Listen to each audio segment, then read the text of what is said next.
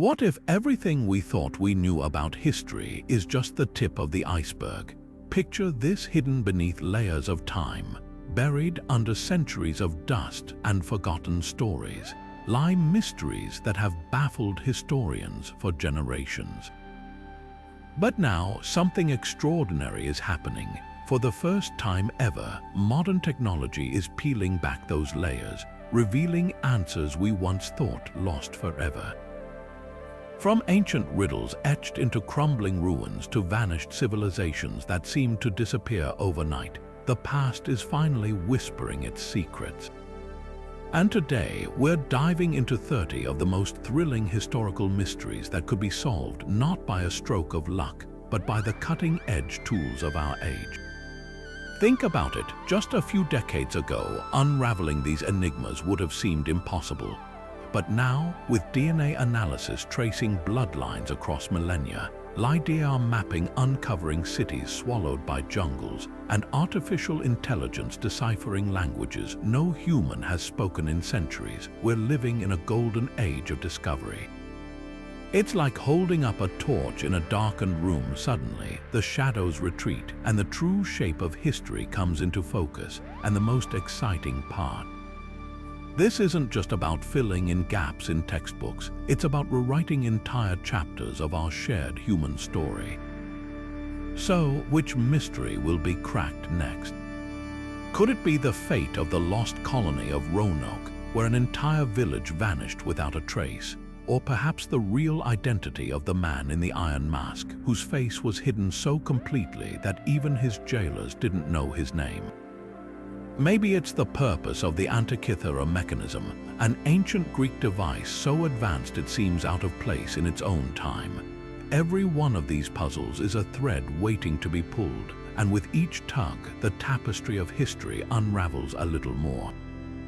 Stick around, because what you're about to discover isn't just fascinating, it's proof that the past is far from dead. It's alive, waiting for us to listen. One of history's most haunting vanishings began on the windswept shores of what's now North Carolina, where an entire community, 115 men, women, and children vanished without explanation. The year was 1587, when a supply ship returned to Roanoke Island to find the settlement eerily empty. The only clue, the word Croatoan, carved into a wooden post, a single whisper of a puzzle that's lingered for centuries. Did the colonists flee starvation by joining the nearby Croatoan people? Were they wiped out by conflict or disease? Or did they attempt a desperate escape to another location, leaving no trail behind? For generations, these questions seemed unanswerable. But today, technology is turning whispers into shouts. Ground-penetrating radar can scan beneath the soil without disturbing a single blade of grass, revealing hidden structures, graves, or even discarded tools that might pinpoint where the settlers went. Imagine uncovering a buried hearth or a child's toy. Suddenly, these long-lost people become real, their lives tangible. Meanwhile, isotope analysis of bones or teeth could trace their movements through the chemistry of the water they drank or the food they ate, like a breadcrumb trail frozen in time. If remains are found, DNA could confirm whether the colonists blended into native communities, solving the mystery of whether Croatoan was a distress signal or a destination. And there's more. Advanced LiDAR could expose hidden pathways or settlements swallowed by forests, while soil analysis might detect sudden changes in vegetation, evidence of abandoned crops or makeshift camps. Even something as simple as re-examining old maps with spectral imaging could reveal faded markings, hints left by those who came looking centuries ago.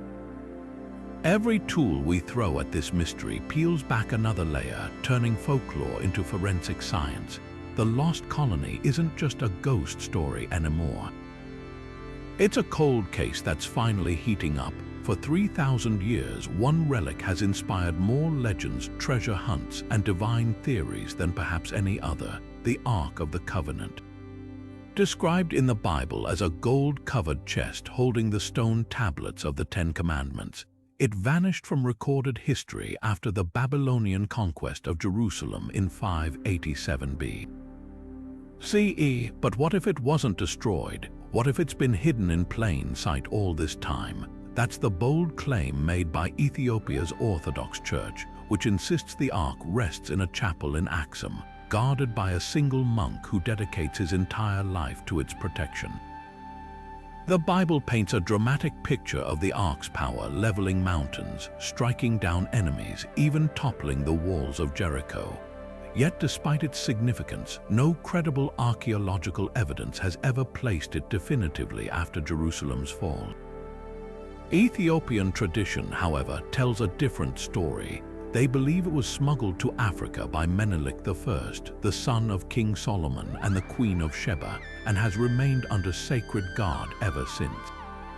But without physical proof, the claim has lingered in the realm of faith rather than fact. That's where modern science steps in. Advanced spectral imaging could analyze the chapel's inner sanctum without disturbing its sacred space, revealing whether a container matching the Ark's dimensions and materials lies within. Ground-penetrating radar might detect hidden chambers or artifacts beneath the chapel's foundation, while spectrometry could scan for traces of gold, acacia wood, or other materials described in ancient texts.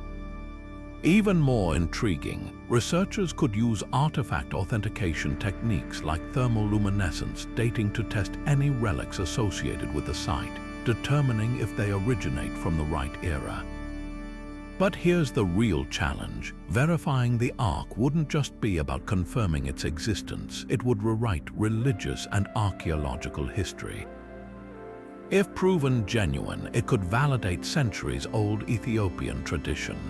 If debunked, it would ignite a new global hunt for one of history's most sought-after treasures. Either way, technology is finally giving us the tools to move beyond myth and into the realm of tangible proof. The question isn't just where the Ark is, it's whether we're ready for the answer. Hidden within the vaults of Yale University's Voynich Library lies a book unlike any other. A 240-page enigma written in a script no living person can read, adorned with illustrations of plants that don't exist and celestial charts that defy known astronomy. This is the Voynich Manuscript, a 15th-century puzzle that's resisted decryption for 600 years. Its pages brim with looping, alien characters, accompanied by drawings of naked women bathing in green liquid, strange herbal concoctions, and zodiac symbols twisted into unfamiliar configurations. Is it an encrypted herbal almanac, an elaborate medieval hoax, or something far more extraordinary? For centuries, cryptographers, linguists, and even wartime codebreakers have tried and failed to crack the Voynich's secrets. But where human minds hit walls, artificial intelligence sees pathways. Recent advances in machine learning have given us tools to analyze patterns in the manuscript's text at speeds and scales previously unimaginable. AI can compare its symbols to every known language, cipher, or shorthand system in history, searching for hidden grammatical structures or repetitions that might reveal meaning. In 2019, researchers used AI to identify Hebrew as a potential candidate for the underlying language, only for traditional linguists to dispute the findings. This back and forth isn't just academic drama, it's a signpost that we're closing in. Meanwhile, upgraded carbon dating could finally pin down the manuscript's origin with precision. Earlier tests placed its vellum between 1404 and 1438, but newer techniques might narrow that window further, potentially linking it to a specific scribe or region. Spectrographic analysis could even uncover erased or faded annotations, ghost words hidden in the margins that might hold the key. And let's not forget the illustrations. Spectral imaging might reveal underdrawings or corrections, showing whether the artist was documenting real specimens or inventing fantasies. The most tantalizing possibility that the Voynich isn't a hoax at all, but a glimpse into a lost scientific tradition. Some theorize it's a coded women's health manual, given its focus on female anatomy and herbal baths. Others see parallels to early chemistry or alchemy, with the nonsense plants actually representing chemical processes metaphorically. Whatever the truth, each technological leap brings us closer to hearing the voice behind the cipher, a voice that's been silent since the days of knights and castles. The Voynich Manuscript refuses to surrender its secrets easily, but for the first time in centuries, the tools to break its silence are in our hands. Etched into the arid plains of southern Peru, the Nazca Line stretch across nearly 200 square miles, a sprawling canvas of geometric shapes and towering animal figures so massive they can only be fully appreciated from the sky. These ancient geoglyphs, carved between 500 BCE and 500 CE, depict everything from sinuous hummingbirds to colossal spiders, their precise lines defying erosion for over 2,000 years. But who created them, and more importantly, why? Were they messages to the gods, astronomical maps guiding celestial events, or pathways for ritual processions across the desert? For decades, theories have swirled, but modern technology is finally offering ways to test these ideas with hard evidence. Consider the sheer scale of the mystery. Some lines run perfectly straight for miles, while others form intricate spirals or sudden zigzags, all etched by removing the reddish surface pebbles to reveal lighter soil beneath. Early researchers suggested they were ancient runways for extraterrestrial visitors, a fanciful idea debunked by archaeology, but one that highlights how little we once understood. More grounded theories propose the lines aligned with solstices or constellations, serving as a giant astronomical calendar. Others argue they marked sacred routes for pilgrimages, with walkers tracing the paths in spiritual ceremonies. But without written records from the Nazca people themselves, every theory has remained speculative. Now, drones equipped with high-resolution cameras and LiDAR are revolutionizing the study of these enigmatic drawings. By capturing detailed aerial surveys, researchers can map the lines with unprecedented precision, detecting faint or eroded glyphs invisible to the naked eye. Imagine uncovering previously unknown designs hidden under centuries of dust glyphs that could rewrite our understanding of Nazca culture. Soil chemistry analysis adds another layer of insight. Scientists can test the compacted earth along the lines, searching for traces of organic material like pollen or plant matter that might reveal when and how often the paths were used. If certain lines show higher concentrations of crushed shells or ritual offerings, it could confirm their ceremonial purpose.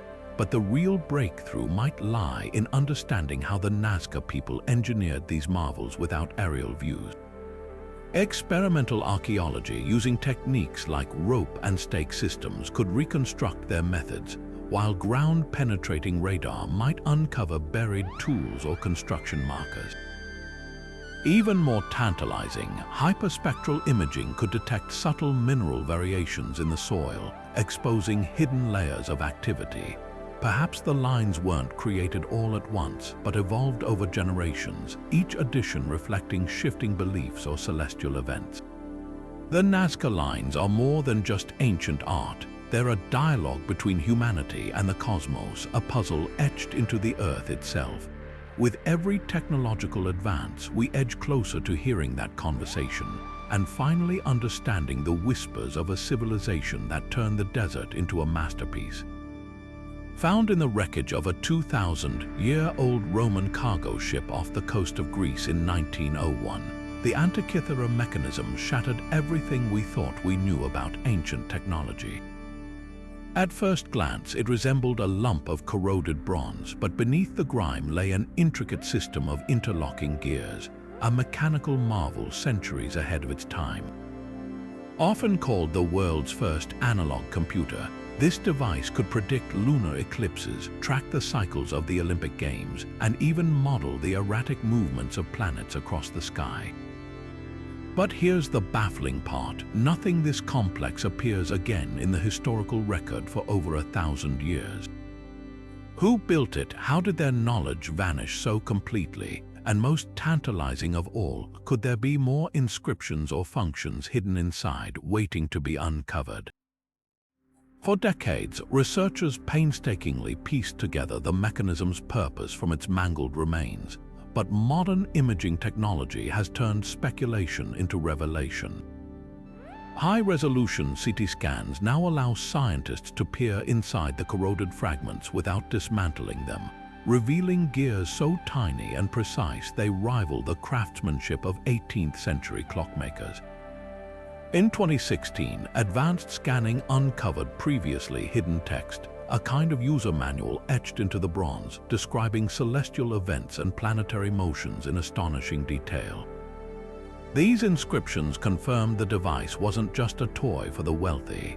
It was a sophisticated scientific instrument, possibly used in education or temple rituals. But the real breakthrough lies in three-dimensional modeling. By digitally reconstructing the mechanism's gear trains, researchers can simulate how it might have functioned when new, testing theories about missing components. Imagine watching a virtual reconstruction of the device in motion, its dials spinning to predict the next solar eclipse or the exact date of the Olympic festival. Some scientists believe undiscovered gears could still be buried in the wreckage, gears that might have modeled the motions of Mercury and Venus, or even accounted for the irregularities of Mars. What's more, multispectral imaging could reveal faded or invisible ink on the metal surfaces, potentially exposing star catalogs, makers' signatures, or annotations that link the device to famous astronomers like Hipparchus. X-ray fluorescence might identify the origin of the bronze, tracing it to a specific workshop in Rhodes or Alexandria. Even the shipwreck itself holds clues. Scattered fragments of similar devices found nearby suggest the Antikythera Mechanism wasn't unique. It might have been part of a thriving tradition of ancient engineering, later lost to war or the collapse of libraries like Alexandria's, the most electrifying possibility. That this wasn't the pinnacle of Greek technology, just the only surviving example. If one such device existed, others likely did too, perhaps even more advanced. With every scan, every pixel of reconstructed text, we're not just solving a puzzle. We're rewriting the story of human innovation, proving that the brilliance of the ancient world burned brighter and far more unpredictably than we ever imagined. The Antikythera Mechanism isn't just a relic. It's a time capsule whispering across millennia that history's technological timeline might be far more extraordinary than we've dared to believe. Amelia Earhart's disappearance over the Pacific in 1937 remains one of aviation's greatest unsolved puzzles. One moment, she and navigator Fred Noonan were radioing their position near Howland Island, the next silence. No wreckage, no distress signal, just an empty horizon and a mystery that's fueled speculation for nearly a century. Did her Lockheed Electra run out of fuel and plunge into the ocean? Did she crash land on a remote atoll like Nicumaroro, where scattered artifacts, a woman's shoe, aircraft fragments hint at a desperate survival story? Or did she vanish into oblivion, swallowed by the vastness of the Pacific? For decades, these questions have lingered, but modern technology is finally turning speculation into science. Deep-sea sonar mapping has revolutionized the search for Earhart's plane. Advanced multi-beam systems can scan the ocean floor with millimeter precision, creating three-dimensional maps of underwater mountains, trenches, and potentially the Electra's wreckage. In 2019, an expedition scanned an area near Nicumaroro, uncovering a debris field that matched the size and shape of a Lockheed Electra. While no definitive proof emerged, the discovery reignited hope that the plane might yet be found. Meanwhile, autonomous underwater vehicles equipped with high-resolution cameras can dive to depths human divers can't reach, scouring the seabed for telltale signs of aluminum or rivet patterns unique to Earhart's aircraft. But the real game-changer, metallurgical analysis. If wreckage is recovered, scientists can use X-ray fluorescence to match the metal's composition to known alloys used in 1930s aircraft. Even corrosion patterns can reveal how long an object has been submerged, narrowing down whether it aligns with Earhart's timeline. And then there's the Tigha hypothesis, the theory that Earhart and Noonan landed on Nikumaroro and survived for weeks as castaways. Soil samples from the atoll, analyzed for traces of human activity, could confirm whether campfires were lit there in the summer of 1937. Bone fragments found on the island in the 1940s, long dismissed as belonging to turtles, are now being re-examined with mitochondrial DNA testing. Imagine the impact. A match to Earhart's living relatives would rewrite history overnight. Even the smallest clues are getting a second look. A jar of freckle cream recovered from Nikumaroro might seem insignificant until you learn Earhart hated her freckles and famously carried the product. Modern spectroscopy can analyze residues inside the jar, potentially linking it to her. And let's not forget the radio signals. Amateur operators in 1937 reported picking up distress calls that matched Earhart's frequency. Today, signal propagation models can recreate atmospheric conditions from that July, testing whether those calls could have genuinely come from Nikumaroro. The search for Amelia Earhart isn't just about solving a cold case, it's about honoring a pioneer who dared to push boundaries. With every technological leap, we edge closer to closing this chapter, not with guesswork but with evidence. Whether her plane lies beneath the Pacific or her story ended on a lonely atoll, the truth is out there, and for the first time we have the tools to find it. For centuries, the Great Pyramid of Giza has stood as a monument to human ingenuity, yet it's also fueled endless speculation. How could a civilization without modern machinery align a 4.5 million ton structure to true north with near-perfect precision? How did they haul 2.5 ton blocks hundreds of miles and stack them with gaps thinner than a credit card? The sheer scale of the achievement has led some to whisper about extraterrestrial help, but the truth is far more fascinating. Forget aliens, archaeology and cutting-edge tech are revealing how ordinary humans accomplished the extraordinary. Start with the myths. The idea that ramps couldn't explain the pyramid's construction collapses under scrutiny. Recent discoveries near Luxor uncovered a 20-mile-long ramp system dating back 4,500 years, complete with staircases and post holes suggesting pulley-like mechanisms. Then there's the limestone quarry at Tura, where mineral fingerprinting analyzing the chemical signature of stones proves blocks were transported along the Nile via canals, not magic. Robotics now peer into spaces humans can't reach, like the hidden voids detected via cosmic ray muon imaging in 2017. These gaps could be structural, but miniature robots equipped with cameras might soon slip through cracks no wider than a coin, mapping undiscovered chambers or even ancient tools left behind by workers. Speaking of workers, the stereotype of slaves toiling under whips is another myth shattered by evidence. Worker villages near Giza revealed bakeries producing thousands of loaves daily, fish bones from the Nile, and medical remains showing healed fractures, proof of care, not cruelty. These weren't slaves, they were skilled laborers paid in bread, beer, and possibly tax breaks. Even the construction timeline makes sense when you consider the pyramid likely rose in stages, with teams hauling blocks during the Nile's annual floods, using water to reduce friction on sledges.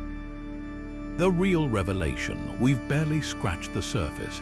LiDAR surveys could expose buried ramp remnants under Giza's sand, while AI might simulate thousands of construction scenarios to pinpoint the most plausible. Imagine scanning the pyramids with quantum sensors to detect hidden metals or pigments invisible to the naked eye.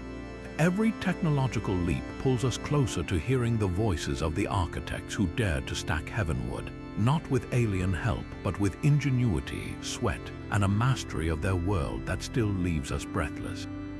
The foggy alleyways of Victorian London still echo with the terror of Jack the Ripper, the shadowy figure who butchered at least 5 women in 1888, then vanished without a trace. Over a century later, his identity remains one of history's most tantalizing whodunits, with suspects ranging from a Polish barber to a royal physician. But what if modern forensics could finally unmask him? Recent breakthroughs in DNA analysis and genealogical tracking are turning this cold case into a ticking clock, and the Ripper's days of anonymity might be numbered. Take the infamous "From Hell" letter sent to police with a gruesome package containing half a kidney claimed to be from one of the victims. For years, historians debated its authenticity, but modern techniques like electrostatic detection can reveal fingerprints or sweat marks left on the paper, while spectroscopy might trace the ink's composition to a specific manufacturer or region. Even more promising, trace DNA lifted from the envelope's seal could be cross-referenced with genealogical databases, the same method used to identify the Golden State Killer in 2018. Imagine a match surfacing, a living descendant linked to the sender's bloodline, cracking the case wide open. Suspects like Aaron Kosminski, a Polish immigrant institutionalized for violent behavior, have long topped investigators' lists. In 2014, DNA from a shawl found near one victim was linked to Kosminski's descendants, but critics argue the shawl's chain of custody is unreliable. Here's where next-gen sequencing could settle the debate. Single-molecule DNA testing can now distinguish between centuries-old genetic material and modern contamination, ensuring evidence isn't skewed by handling. Meanwhile, isotope analysis of hair or fabric fibers might trace a suspect's movements, proving whether they frequented White during the murders. But the real game-changer, artificial intelligence, by inputting all surviving letters, both verified and suspected hoaxes, into machine learning algorithms, researchers can analyze handwriting patterns, word choice, and even psychological profiles. Does the author's phrasing match a known suspect's diary or professional correspondence?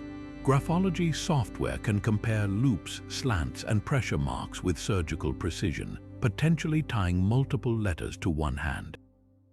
And let's not forget facial reconstruction. If a suspect's skull exists in medical archives, 3D modeling could recreate their face, allowing witnesses' descriptions to be tested against a tangible likeness. The Ripper's legacy isn't just about solving a crime, it's about exposing the societal fractures of Victorian London. His victims, impoverished and marginalized, were often overlooked in life. Today, technology offers them a voice. With every DNA strand sequenced, every ink molecule analyzed, we're not just hunting a killer, we're restoring dignity to the lives he stole, proving that even the darkest shadows of history can't hide forever. Among the Dead Sea Scrolls, those ancient Jewish texts hidden in desert caves for 2 millennia, one stands apart not for its spiritual wisdom, but for what it promises: unimaginable wealth. The Copper Scroll, discovered in 1952 near Qumran, isn't written on fragile parchment like the others. Its secrets are etched into thin sheets of metal, as if the authors feared time itself might erase their clues. And what clues they are: 64 locations scattered across the Judean wilderness, each purportedly hiding caches of silver, gold, and sacred treasures totaling over 4,600 talents, worth billions today. But here's the catch: the directions are maddeningly vague. Phrases like "in the ruin that is in the valley of Achor" or "under the stairs of the eastern reservoir" have sent treasure hunters chasing shadows for decades. Could modern technology finally turn these cryptic riddles into a tangible map? Satellite imagery has already transformed how we search. High-resolution topographic scans can identify ancient ruins and geological features matching the scroll's descriptions, like the Valley of the Shadow, possibly referring to Wadi el-Makuk, where erosion patterns suggest long-lost structures. But the real breakthrough lies beneath the surface. Ground-penetrating radar sends electromagnetic pulses into the Earth, revealing disturbances like buried chambers or metal deposits without lifting a single stone. In 2018, researchers used this method near the Dead Sea, uncovering hidden cavities that aligned with the scroll's mentions of cisterns and courtyards. Then there's magnetometry, which measures subtle variations in the Earth's magnetic field to detect iron or bronze artifacts, perfect for locating the scrolls described silver ingots. Yet the copper scroll's greatest challenge isn't just finding the spots, it's decoding their context. Many locations reference landmarks lost to history, like Solomon's Pool or the Dome of the Rock's precursor. Here, artificial intelligence steps in. By cross-referencing the scroll's terminology with other ancient texts, like Josephus's histories or Roman tax records, machine learning can reconstruct plausible locations. Imagine feeding every known map, excavation report, and geological survey into an algorithm that spits out probability scores for each clue. Some scholars even suggest the treasures weren't literal, but symbolic temple vessels hidden before the Roman siege of Jerusalem in 70 CE. If so, chemical analysis of soil samples near suspected sites could reveal traces of ritual oils or melted metals, confirming a connection. But the wildest possibility, that the scroll is a decoy. Its mixed Hebrew and Greek script, unusual among the Dead Sea Scrolls, hints at multiple authors, perhaps a group diverting attention from real caches. To test this, researchers are applying linguistic algorithms to isolate dialects or scribble fingerprints, probing whether the text was written in urgency or deception. Meanwhile, drones equipped with thermal cameras scour cliff faces for hidden cave entrances, their sensors picking up temperature anomalies where hollow spaces might lie behind rock. The copper scroll isn't just a treasure map, it's a time capsule from a civilization under siege, a whisper of desperation and hope. Every technological leap brings us closer to answering the ultimate question. Were these directions meant to save a heritage or to send pursuers on a wild goose chase? Either way, the hunt itself reveals as much about us as it does about the past. We're not just searching for silver, we're piecing together the final moments of a world on the brink of vanishing. The Atlantic Ocean, December 1872. A merchant ship named the Mary Celeste drifts silently, its sails slightly torn but still rigged, its hull intact, yet not a single soul is on board. The crew's belongings lie untouched, the captain's log shows no signs of distress, and a 6-month supply of food and water remains in storage. Even the crew's pipes and tobacco sit neatly, as if they had just stepped away. But they never returned. For a century and a half, this maritime riddle has haunted historians. What could have spooked an experienced captain and his crew into abandoning a perfectly sound ship so hastily that they didn't even take their coats? Today, science is whispering new answers, and they might lie in something as tiny as microbes or as invisible as structural stress. Start with the ship's provisions. Recent advances in microbial forensics mean we can now analyze residues in the Mary Celeste's preserved food and water barrels. Imagine discovering traces of bacterial contamination, perhaps botulism or toxic algae. That would explain why the crew panicked. If testing revealed spoiled alcohol in the cargo hold, the ship carried industrial ethanol, it could support the theory that fumes or explosions drove them to flee, fearing imminent disaster. Even the ship's wooden surfaces might hold clues. DNA analysis could detect microbial growth patterns consistent with sudden, hazardous conditions. The key lies in distinguishing between normal decay and evidence of a crisis, something forensic botany could clarify by studying any surviving seeds or dried goods for toxins. But there's another angle, the ship itself. Modern stress modeling software can simulate how the Mary Celeste's hull would have behaved under various conditions. Some researchers speculate that a faulty chronometer led the crew to believe they were closer to land than they were, causing them to abandon ship in lifeboats when they feared running aground only to be lost at sea. Others point to seaquakes, underwater tremors that create the illusion of striking rocks.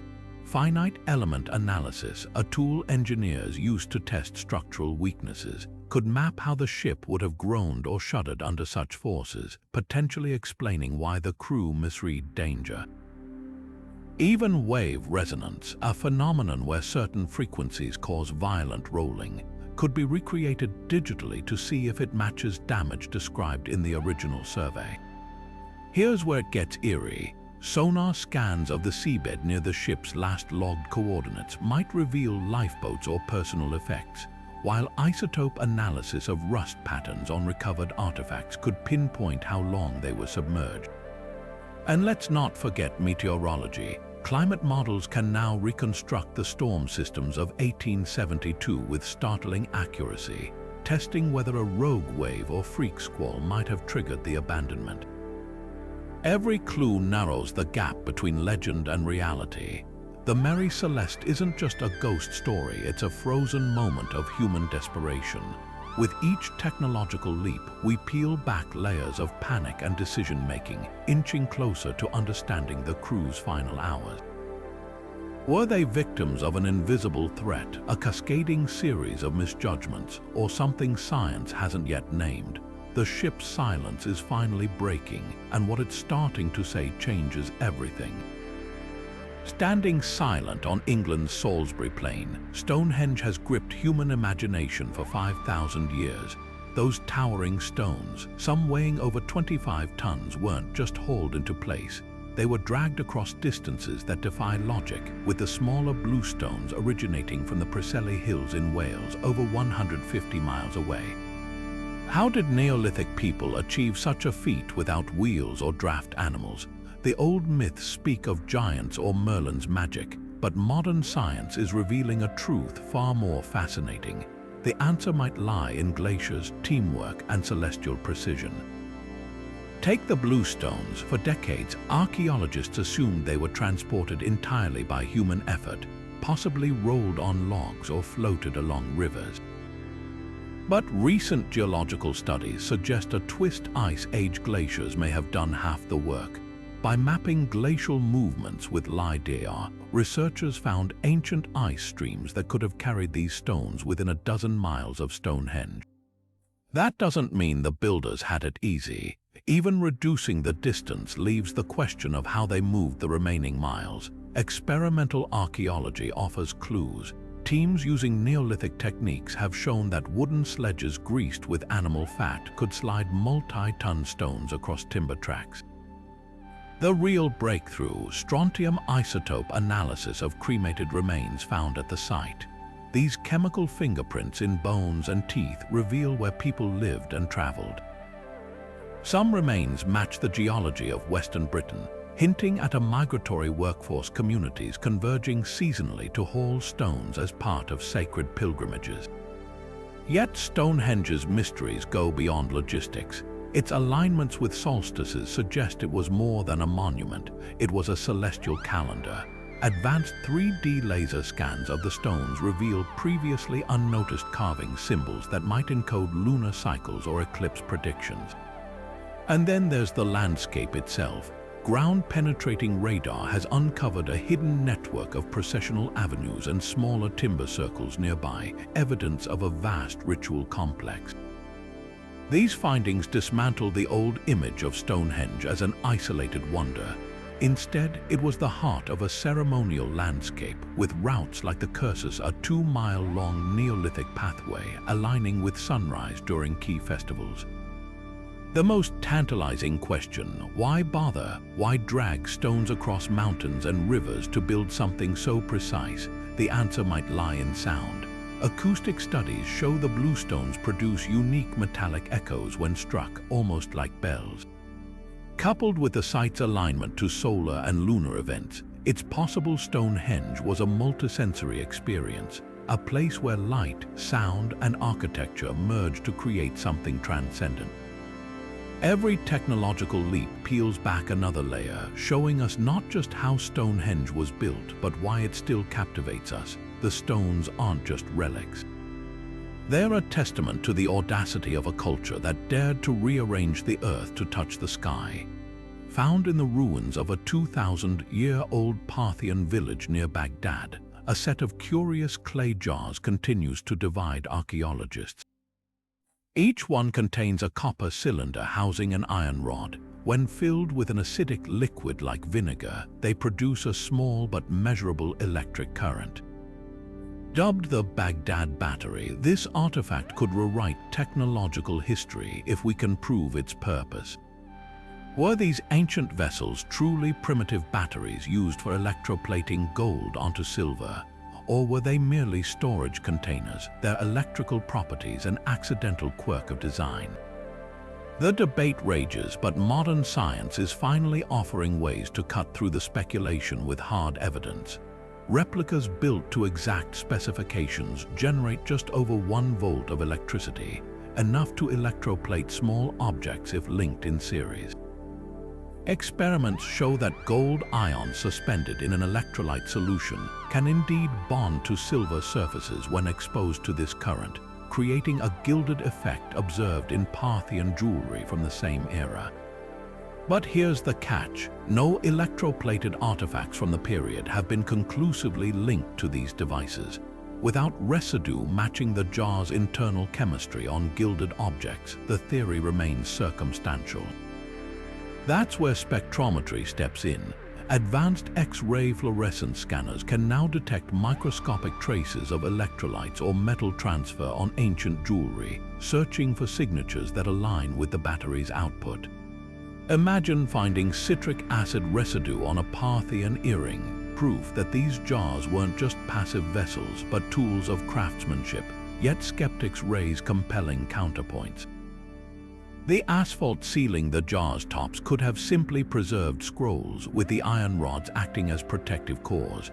Papyrus fragments found in similar containers suggest an alternative use as holy relic holders, their battery function coincidental.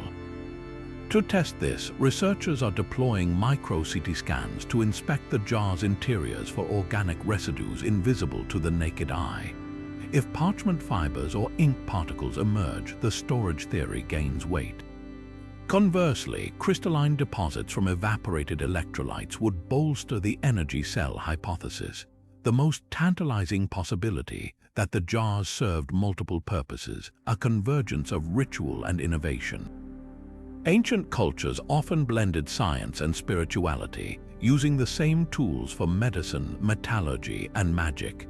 Perhaps the Baghdad Battery wasn't just a battery or a storage jar, but something far more fluid, a device whose function shifted with context, its true legacy lying not in a single use, but in the blurred lines between practicality and wonder. Every test we conduct peels back another layer, revealing not just what these objects were, but how their creators saw the world, a place where chemistry and ceremony danced together under the same desert sky. In the scorching summer of 1518, the streets of Strasbourg became the stage for one of history's most baffling epidemics, not of disease but of dance.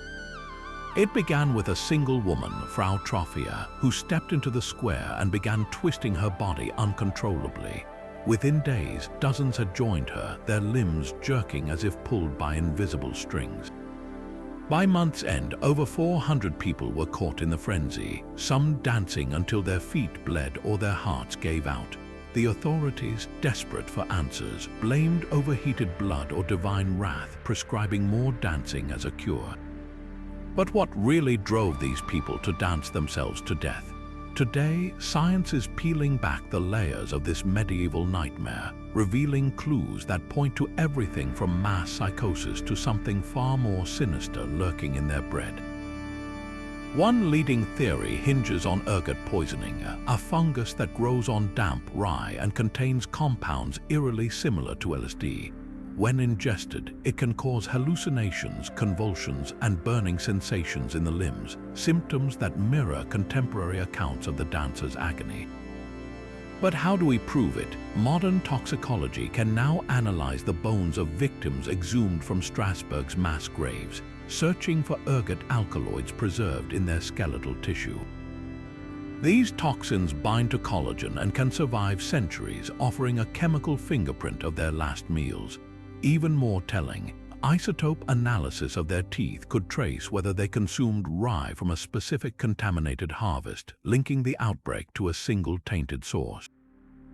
Yet not all researchers are convinced. Some argue the scale of the dancing plague suggests a psychological trigger, a perfect storm of stress, superstition, and social contagion. The year 1518 was one of famine and despair in Strasbourg, with starving crowds gathering in squares to beg for bread. Under such conditions, one person's hysterical outburst could ignite a chain reaction, especially in a society steeped in beliefs about demonic possession. To test this, geneticists are examining DNA from skeletal remains for markers linked to neurological conditions like epilepsy or Tourette's, which might have predisposed individuals to involuntary movements. Imagine discovering a cluster of these variants in the victims, evidence that biology and trauma collided to create the perfect crisis. Then there's the role of music. Contemporary accounts mention pipers and drummers playing to draw out the madness, their rhythms possibly entrancing the already vulnerable. Acoustic archaeologists are recreating the soundscapes of 16th century Strasbourg, studying how repetitive beats might have induced trance states in malnourished, terrified crowds. Combine this with the placebo effect of the authorities' own dance cure, and you have a feedback loop of escalating frenzy. But the most haunting question remains, could it happen again? Modern cases of mass psychogenic illness like the laughing epidemics in Tanzania or the Havana syndrome show how powerfully the mind can bend the body to its will. The dancing plague isn't just a relic of medieval superstition. It's a warning etched in history, a reminder of how fragile human psychology can be under pressure. With every bone sampled and every toxin traced, we're not just solving a mystery. We're learning how easily the line between biology and belief can blur, and why, even today, we're not immune to the rhythms of collective madness. On the morning of June 30th, 1908, a fireball streaked across the Siberian sky so bright it cast shadows hundreds of miles away. Moments later, an explosion rocked the remote Tunguska region with the force of a 12-megaton bomb, flattening 80 million trees across 800 square miles. Yet when scientists finally reached the blast site in 1927, they found no crater, no fragments of rock or metal, just an eerie absence of answers. What tore through the atmosphere that day? A meteorite disintegrating in midair, a comet's icy core vaporizing entirely on impact, or something even stranger? Over a century later, the Tunguska event remains Earth's most powerful cosmic mystery, but modern technology is finally giving us the tools to crack it. The key might lie beneath the swampy Siberian soil. Drone-mounted spectrometers can now scan vast areas for mineral anomalies, hunting for microscopic traces of extraterrestrial material, iridium spikes, or nickel-rich particles that would confirm a stony meteorite's composition. In 2013, researchers found tiny silicate and magnetite spheres in peat layers dating to 1908, but broader surveys could map their distribution, revealing the explosion's exact epicenter. Even more compelling, methane vent mapping. Some scientists propose that a subterranean gas pocket, ignited by a smaller meteor or electrostatic discharge, might explain the blast's staggering power without leaving a crater. Next-generation ground-penetrating radar could detect hidden fissures or collapsed chambers where methane once lurked, solving why trees at ground zero remained standing while those farther out were felled like matchsticks. But there's a twist. Witnesses described strange atmospheric phenomena for days after the event, glowing skies as far as Europe, eerily reminiscent of comet dust scattering sunlight. Modern climate modeling can simulate how a comet's icy nucleus would behave upon entry, predicting whether its water vapor could have caused these effects. Meanwhile, AI algorithms are reanalyzing seismic records from 1908, teasing out subtle wave patterns that might distinguish a high-altitude airburst from a ground-level explosion. Every dataset adds another piece to the puzzle. The Tunguska event isn't just a historical curiosity, it's a warning. If a similar explosion occurred today over a populated area, the devastation would be unimaginable. By understanding what happened in Siberia, we're not just solving a cosmic whodunit. We're learning how to protect ourselves from the next one. And with every drone scan, every soil sample, we're closer to hearing what the taiga has been trying to tell us for over a century. For thousands of years, the story of Sodom and Gomorrah's destruction has been seared into human imagination, a cataclysm of fire and brimstone so fierce it became synonymous with divine wrath. But what if the real culprit wasn't supernatural judgment, but a cosmic bullet from space? That's the startling hypothesis emerging from Jordan's Tall El Hammam site, where archaeologists have uncovered evidence of an apocalyptic event that mirrors the biblical account with eerie precision. The key to solving this mystery lies not in scripture alone, but in the scorched earth itself, and the technology that lets us read its scars like a forensic report. Start with the ground beneath Tall El Hammam. Excavations reveal a layer of destruction so intense it turned pottery to glass and mud bricks to molten slag. This isn't the work of ordinary fire. Spectroscopy of the vitrified material shows temperatures exceeding 2,000 degrees Celsius hotter than any ancient furnace or wildfire could produce. Only two forces on Earth create such heat: nuclear detonations or cosmic impacts. Here's where the asteroid theory takes shape. Chemical analysis of the soil reveals elevated levels of iridium and platinum, metals rare in Earth's crust but common in meteorites. Even more compelling, spherules, tiny, hardened droplets of vaporized rock embedded in the destruction layer, identical to those found at other confirmed impact sites. But how do we link this to Sodom? The timeline fits. Radiocarbon dating places Tall El Hammam's destruction around 1650 BCE, aligning with the traditional chronology of Abraham's era. The site's geography also matches biblical descriptions of the Jordan Plain with its fertile lands and access to trade routes. Then there's the human cost. Skeletal remains show sudden, violent trauma, bodies flung mid-action, bones splintered by concussive force. One victim's skull holds a fragment of pottery driven into it by what could only be an explosion's shockwave. The most haunting clue comes from the ruins' condition. Unlike other Bronze Age cities destroyed by war or decay, Tall El Hammam shows no signs of looting or gradual abandonment. It's as if everyone fled or died in an instant, a detail that aligns with Lot's wife famously turning to salt. Geologists now think that phrase might be more than metaphor. If a meteorite struck the nearby Dead Sea, the resulting steam explosion could have launched a plume of superheated brine over the city, literally encasing bodies in salt crystals. Technology is turning this theory from speculation into science. LiDAR surveys of the Dead Sea Basin are hunting for submerged impact craters, while high-resolution satellite imagery tracks mineral deposits that might trace the asteroid's path.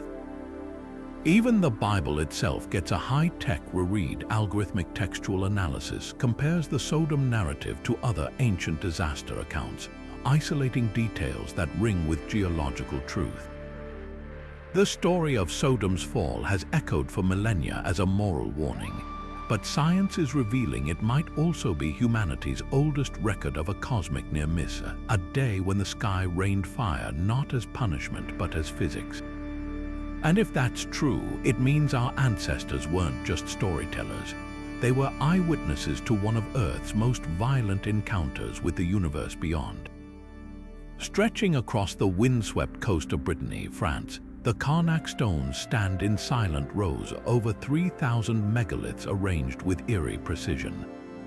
Some tower 12 feet high, while others crouch like sentinels in the grass, their patterns stretching nearly 2.5 miles. For centuries, these stones have defied explanation. Were they markers for ancient processions, a colossal astronomical calendar tracking the sun and moon? Or could they have served a far more urgent purpose, predicting earthquakes long before modern science could?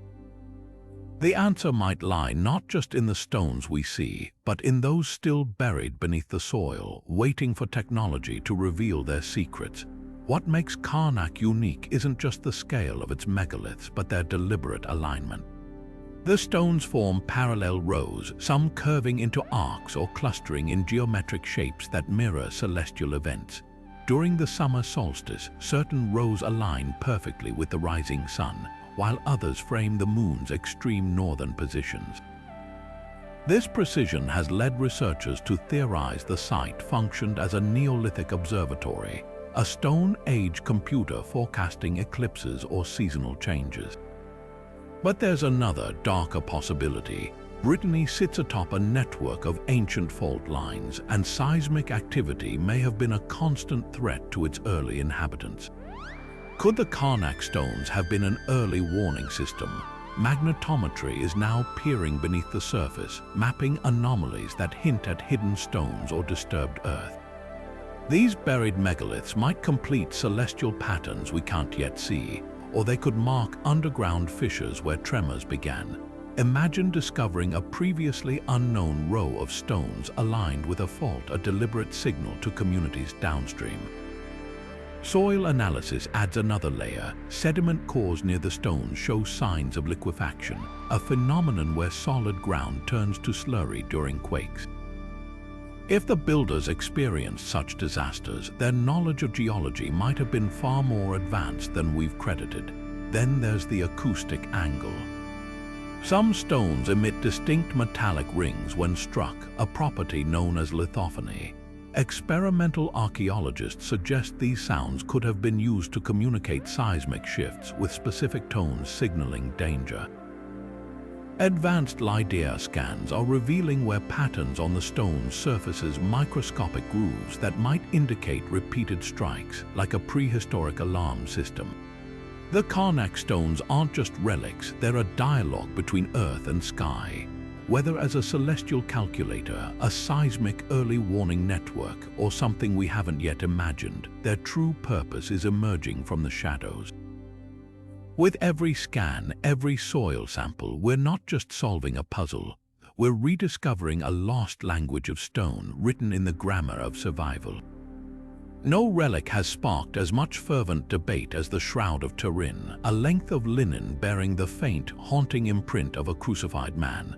To believers, it's the burial cloth of Jesus Christ, its bloodstains and wounds matching biblical accounts of the crucifixion. To skeptics, it's an elaborate medieval hoax, perhaps created by a clever artist in the 1300s. For centuries, science and faith have clashed over its origins, but now, cutting-edge techniques could finally settle the debate, not by taking sides, but by letting the fabric itself speak. The controversy hinges on two pivotal questions: age and authenticity. In 1988, radiocarbon dating placed the shroud between 1260 and 1390, squarely in the medieval period. But critics quickly pointed out flaws. The tested samples came from a corner likely mended after a fire, potentially skewing results. Newer methods like non-destructive spectroscopy could analyze the entire shroud's cellulose fibers without cutting into it, searching for anomalies like plant-based dyes or mordants used in medieval art. Even more promising, advances in pollen analysis. The shroud's surface holds microscopic grains from plants native not just to Europe, but to the Middle East, including species that flourished around Jerusalem in the 1st century. Modern DNA sequencing could trace these pollens to specific regions, mapping a journey from ancient Judea to medieval France. Then there's the image itself.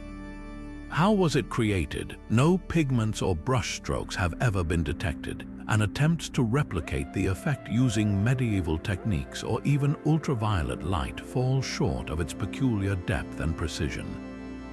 Here's where physics enters the debate. Hypotheses range from a rare chemical reaction between decomposing bodily fluids and the linen to some form of energy release, perhaps even a mysterious burst of radiation. Particle accelerators now allow scientists to test these theories by bombarding modern linen with proton beams, observing whether similar images form under controlled conditions.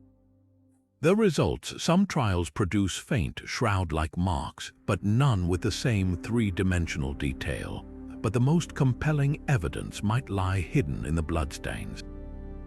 Forensic spectroscopy has identified hemoglobin and bilirubin in the stains, compounds consistent with the trauma of crucifixion. Even more startling, the blood's DNA, though fragmented, shows markers common among Middle Eastern populations.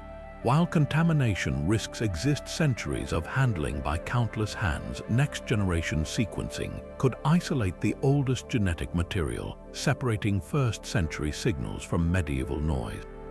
The Shroud of Turin isn't just a religious artifact or a clever fake. It's a mirror reflecting our deepest questions about history, faith, and the limits of science. With every technological leap, we're not just testing a piece of cloth, we're probing the boundary between what we can prove and what we dare to believe. And whether the shroud is divine or devised, its greatest power may lie in its ability to keep us wondering. Deep in the woods of Nova Scotia, a small island guards one of history's most tantalizing riddles. A pit so ingeniously booby-trapped that it swallowed fortunes and lives for over 200 years. Oak Island's so-called money pit was first discovered in 1795, when a teenager spotted a peculiar circular depression in the ground. Beneath layers of oak logs, coconut fibers, and flagstones, diggers hit a stone inscribed with cryptic symbols. Then suddenly, seawater flooded the shaft, drowning their hopes. Ever since, the pit has lured treasure hunters with whispers of pirate gold, lost manuscripts, or even the Holy Grail. But each excavation has ended the same way: tunnels collapsing, pumps failing, and the ocean rushing in as if the island itself is fighting back. Now, with submersible drones and isotope analysis, we might finally outsmart the pit's ancient engineers.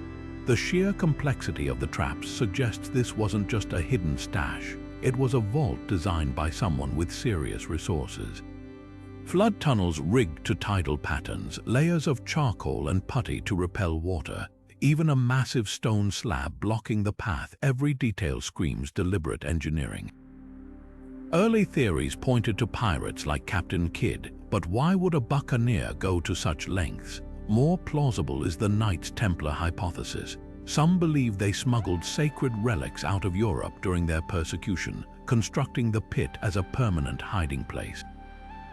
Then there's the Shakespeare connection. Rumors persist that original manuscripts lie buried, protected by saltwater to prevent decay. But until now, proving any theory has been like chasing smoke. Enter technology. Modern submersible drones equipped with sonar and high-def cameras can navigate flooded tunnels where human divers risk their lives. These robotic explorers could map the labyrinthine shafts in perfect detail, spotting artifacts or structural quirks invisible from the surface. Even more revolutionary, muon tomography, a cosmic ray scanning technique that peers through solid Earth like an X-ray, revealing voids or metal deposits hundreds of feet down. Imagine detecting a chest of Spanish doubloons or a rusted Templar sword without lifting a shovel.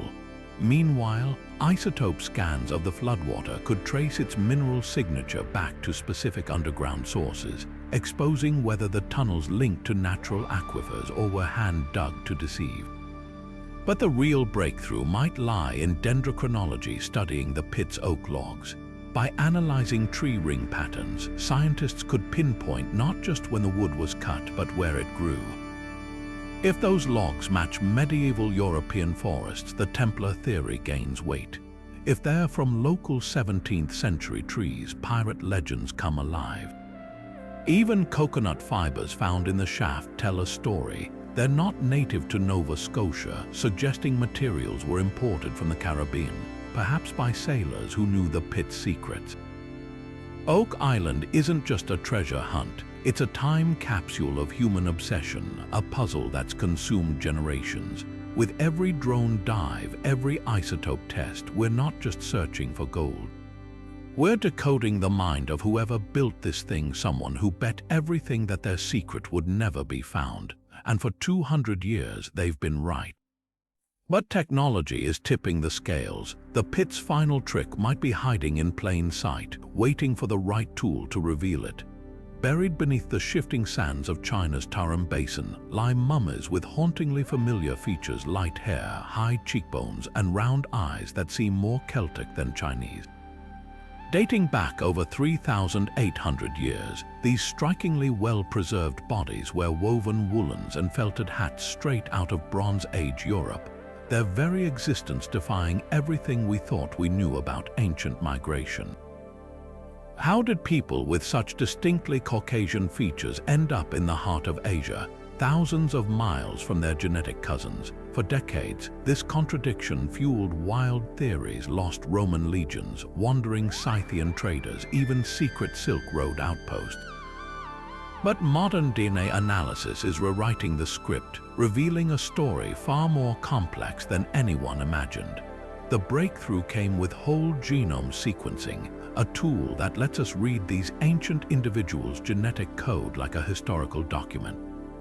Earlier studies, limited to mitochondrial DNA, suggested ties to Siberia or the Black Sea region. But full genomic data painted a different picture. The Tarim mummies weren't recent migrants from the West at all. Instead, their ancestry traces to an ancient population isolated for millennia, a relic group with deep roots in the region, untouched by the sweeping Indo-European migrations that reshaped Eurasia. This discovery upends old assumptions. Rather than being travelers who strayed too far from home, these people likely belong to a thriving, indigenous culture with its own traditions and trade networks. But here's where it gets fascinating. Despite their genetic isolation, the mummies' graves are filled with artifacts that scream cultural exchange. Bronze tools mirroring those from the Altai Mountains, felt textiles resembling Siberian designs, even traces of ephedra, a medicinal herb linked to later Zoroastrian rituals. How does a genetically distinct group adopt so many foreign influences? Isotope analysis offers clues. By studying the chemistry of their teeth and bones, scientists can reconstruct their diets and movements.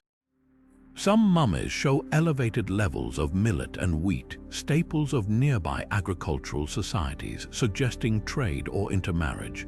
Others contain traces of fermented dairy, a marker of steppe pastoralism. The result, a cultural mosaic where genes didn't dictate identity. The implications ripple far beyond archaeology. The Tarim mummies challenge the very idea that ethnicity and material culture must align. Their existence proves ancient peoples could adopt new technologies, fashions, and beliefs without massive migrations or conquests.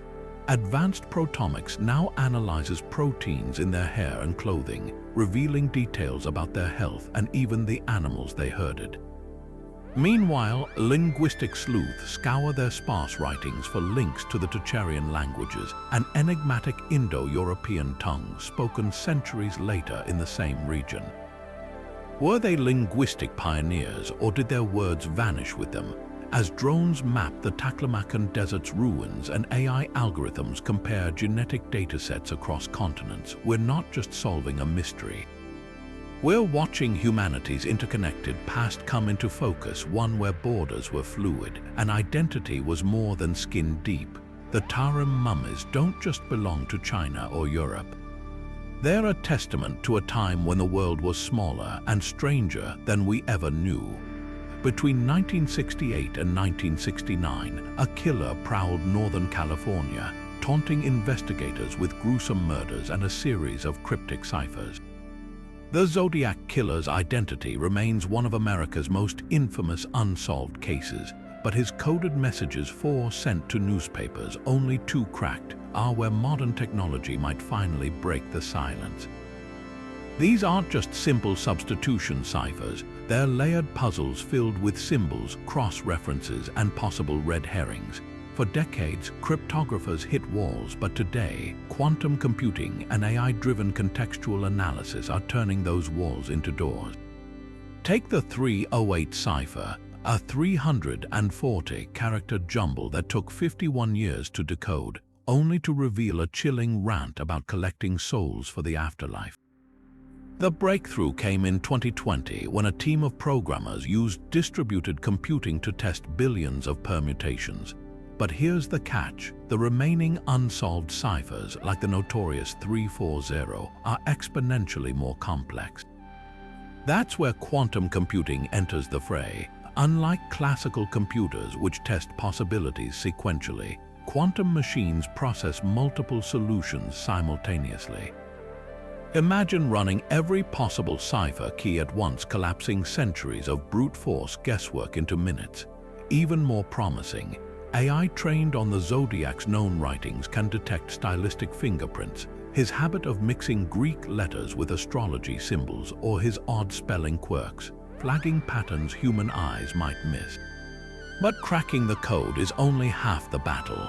The real key lies in linking those decrypted words to real-world clues. Geographic profiling algorithms, originally developed to track serial offenders, can map the killer's likely anchor points, where he lived, worked, or frequented, based on crime scene locations and taunting letters postmarks. Pair this with military records. The Zodiac cipher symbols bear striking resemblance to naval flag semaphore, and his attacks clustered near Vallejo, home to a major naval base. AI cross-referencing enlistment rolls with handwriting samples or psych profiles could narrow the suspect pool from thousands to a handful. Then there's the paper trail, literally. Forensic linguistics now analyzes minute details in the Zodiac's letters, pressure marks from his pen, paper fiber origins, even the way he folded pages. Advanced spectral imaging might recover erased pencil drafts or indentations, exposing earlier versions of his ciphers. And let's not forget the envelopes. DNA touch technology can extract genetic material from decades-old adhesive, while isotope analysis of stamps could trace where they were purchased. The Zodiac didn't just want to kill, he wanted to be remembered. His ciphers were a game, a way to assert control beyond his crimes, but technology is flipping the script.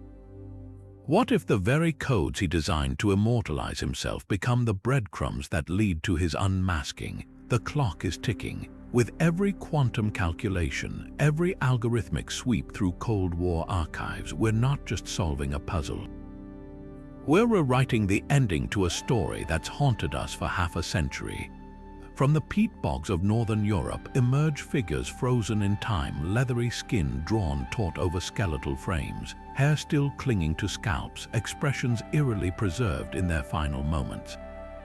These are the bog bodies, Iron Age individuals sacrificed or executed and cast into the wetlands, where the cold, acidic, oxygen-poor environment halted decay for over 2,000 years.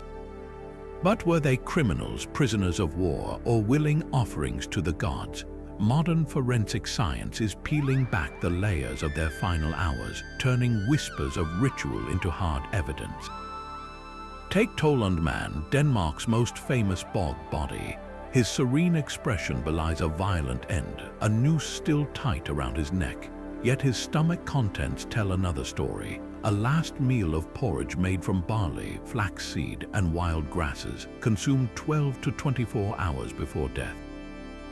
This wasn't the fare of a starving prisoner. It was a deliberate, possibly ceremonial meal.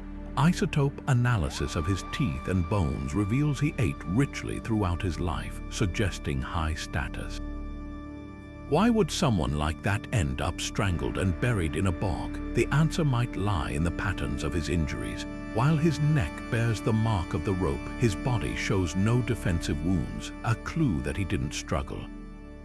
Combine this with the fact that many bog bodies are found near tribal boundaries or sacred sites, and a picture emerges.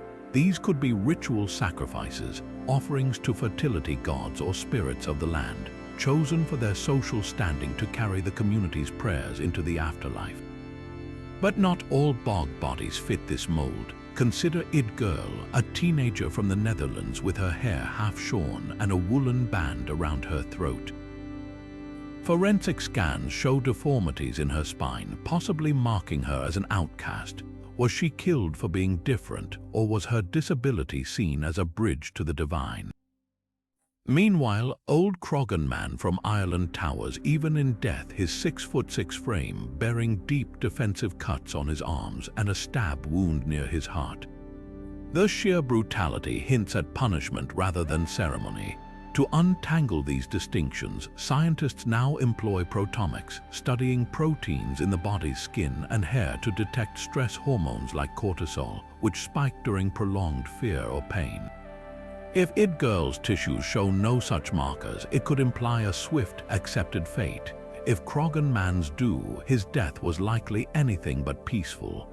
The bogs themselves are silent witnesses, but their chemistry speaks volumes. Peatland soil analysis can pinpoint exactly when these individuals died by tracking layers of volcanic ash or pollen sequences tied to known climate events. Some bodies cluster around periods of famine or war, suggesting desperate appeasement of angry deities. Others align with solstices or harvests, linking them to cyclical rites. The most haunting detail, many were placed face down, as if the bog was not just a grave, but a barrier to prevent their return. With every scan, every isotopic thread pulled from their remains, we're not just solving crimes. We're decoding a lost spiritual language, one where life, death, and the soggy earth between were threads in the same sacred tapestry. Of the 7 wonders of the ancient world, none has sparked as much debate as the Hanging Gardens of Babylon. Ancient texts describe terraced gardens rising like a green mountain above the Euphrates, lush with exotic plants and watered by intricate machinery, a marvel so breathtaking that poets claimed it mimicked paradise itself. Yet here's the twist: while the other 6 wonders left physical traces or ruins, the gardens have vanished without a single confirmed stone. Were they purely mythical, exaggerated travelers' tales? Or do their remains lie buried beneath modern Iraq, waiting for technology to peel back the layers of time? Satellite archaeology is turning this mystery inside out. High-resolution imagery from orbit can detect subtle variations in soil moisture and vegetation growth, revealing buried structures invisible from the ground. Recent surveys of Babylon's ruins near present-day Hilla show anomalies, grid-like patterns that could trace the bones of massive terraces or aqueducts described in classical accounts. Even more compelling, thermal imaging has flagged sections of the ancient Euphrates riverbank where the ground temperature differs slightly, hinting at subterranean channels or reservoirs that might have fed the garden's legendary irrigation system. If these features align with cuneiform records of Nebuchadnezzar's palace complex, we could be staring at the garden's footprint without realizing it. But location is only half the puzzle. The real challenge lies in proving these structures match the garden's grandeur. Ancient sources like Strabo and Philo of Byzantium describe a staggering feat of engineering arch-supported terraces, screw pumps lifting water from the river, and lead-lined troughs to prevent leaks.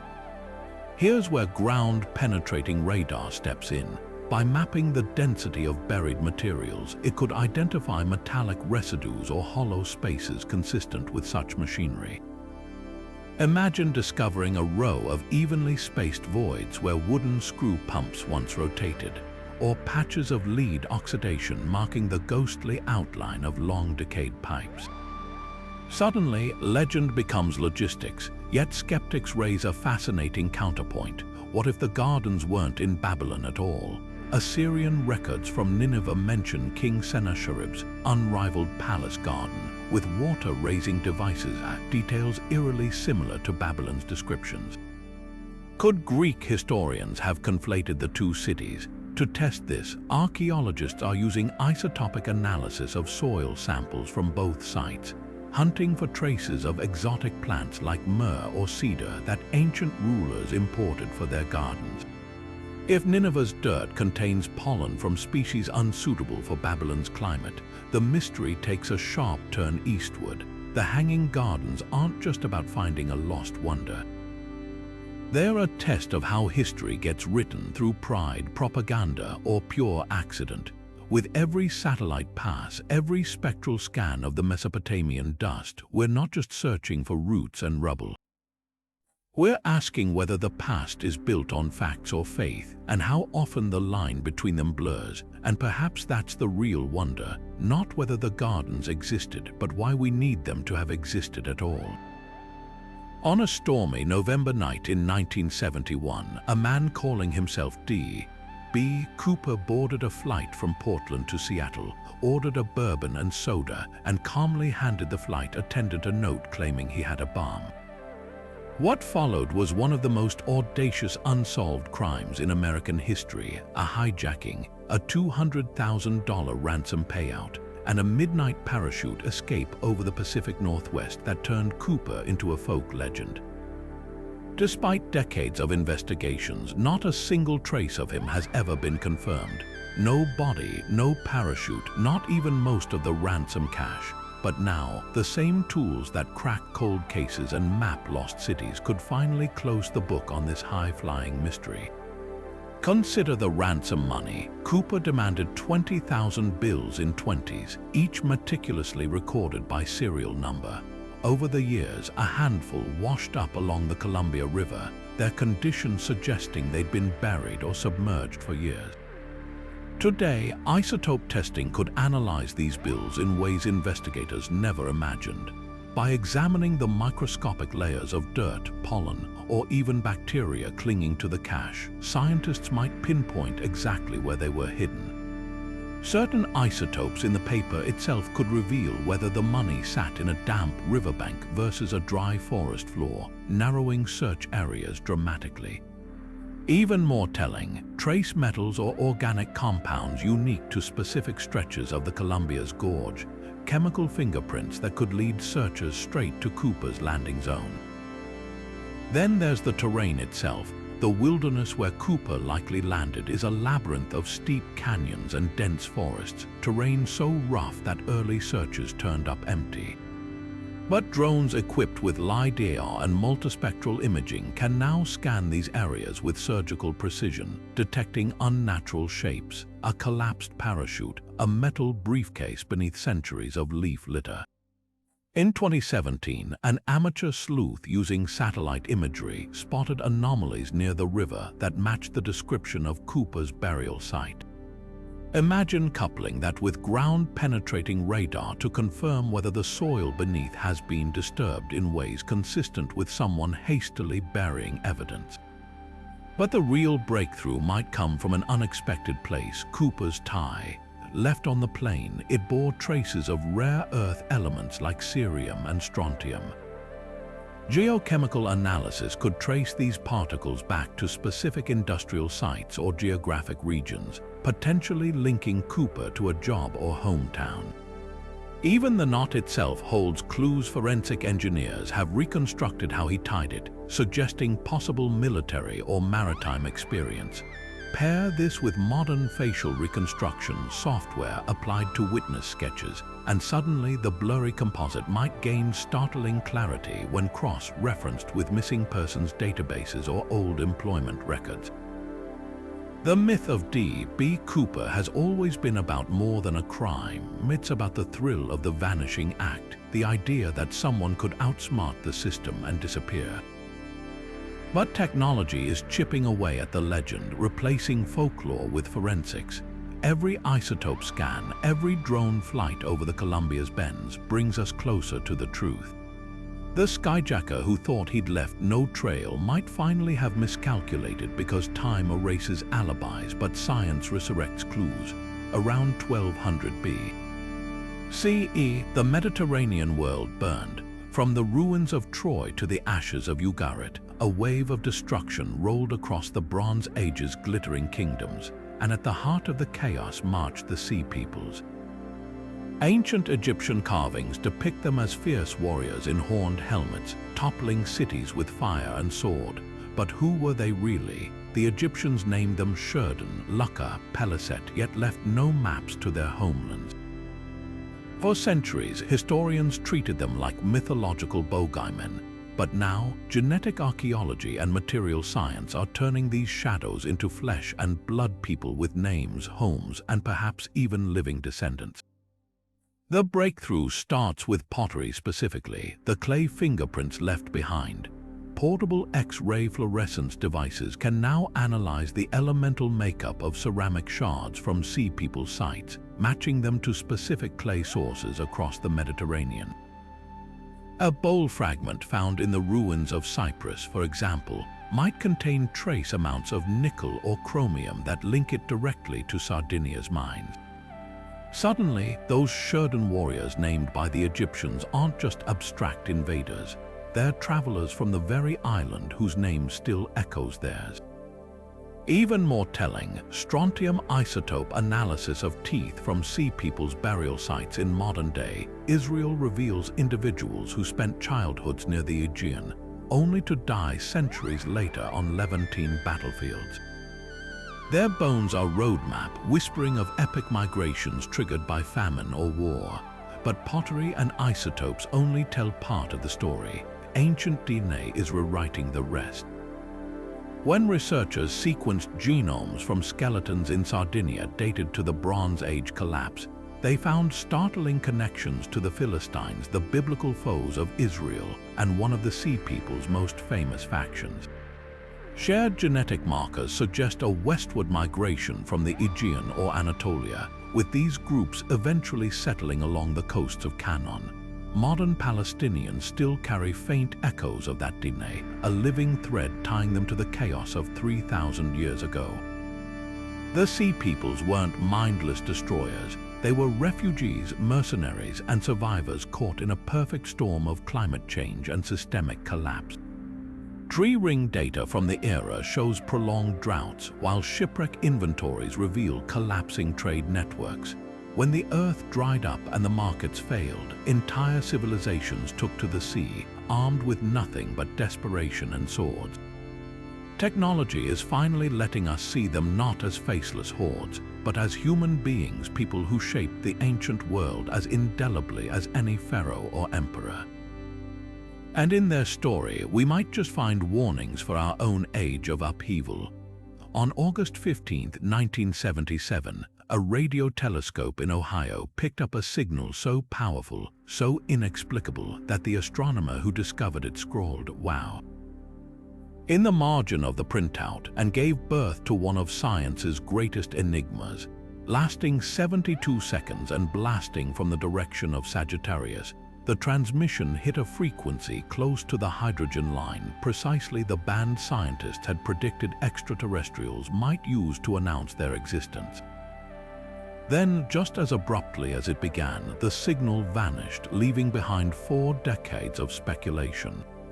Was it a cosmic hello from another civilization, a bizarre celestial phenomenon we still don't understand, or just earthly interference masquerading as something grander? For the first time, modern astronomy has the tools to chase down an answer, and the truth might be stranger than we ever imagined. The key lies in the signal's uniqueness. Unlike pulsars or quasars, which pulse or fluctuate predictably, the WOW signal was a single, blazing spike with no repeat, a cosmic one-hit wonder. Early attempts to redetect it using arrays like the Very Large Array came up empty, but today's telescopes are a whole new beast.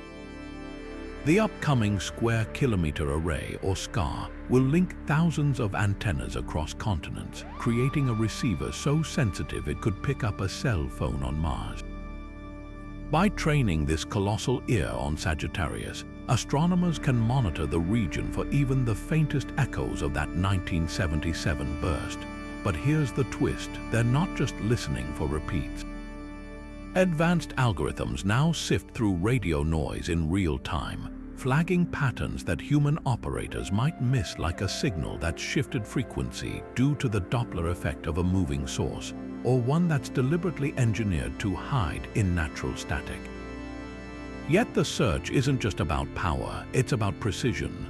The WOW signal's frequency, 1420 MHz, sits in a legally protected, quiet band reserved for astronomy, making terrestrial interference unlikely.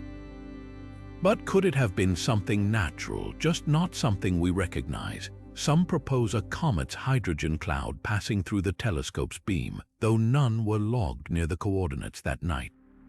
Others point to a rogue satellite, though none match the signal's profile.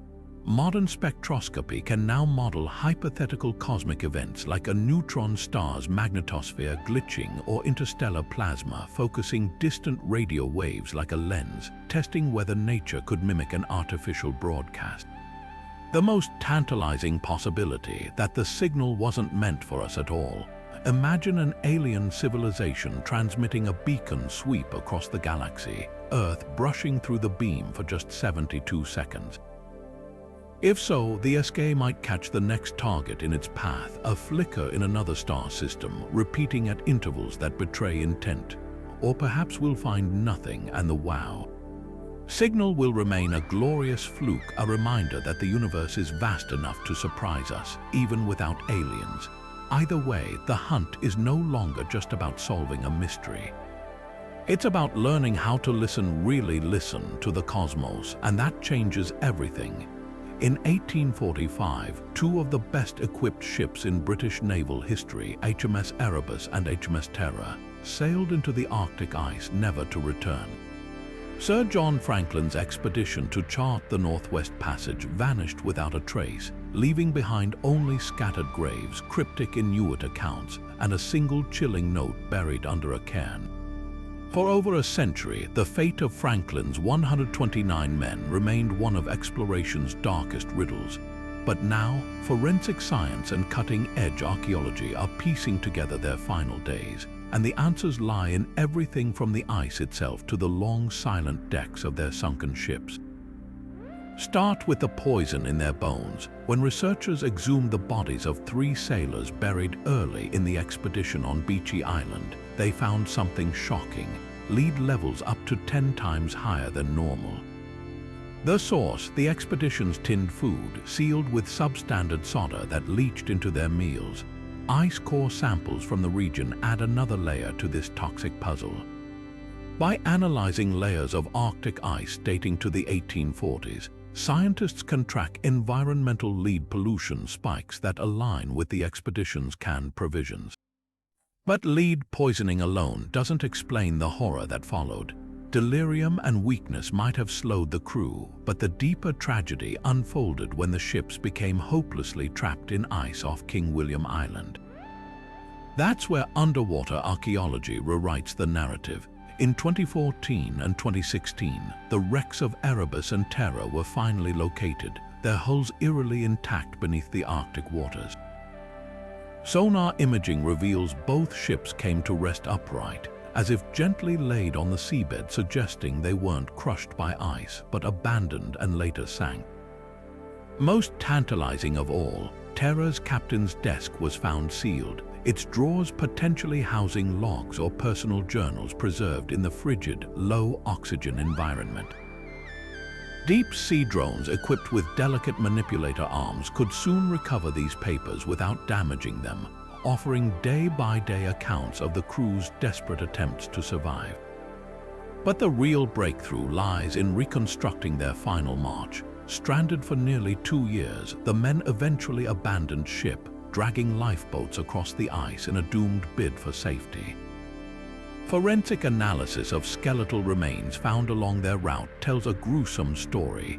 Knife marks on bones hint at cannibalism, while elevated zinc levels in hair samples suggest starvation so severe their bodies began consuming muscle tissue. Inuit oral histories, long dismissed as legend, describe encounters with hollow-eyed men chewing on leather, details now corroborated by science. Even the weather conspired against them. Climate models based on tree ring data reveal 1846 to 1848 as some of the coldest years in centuries, with temperatures plummeting to -60 degrees Fahrenheit.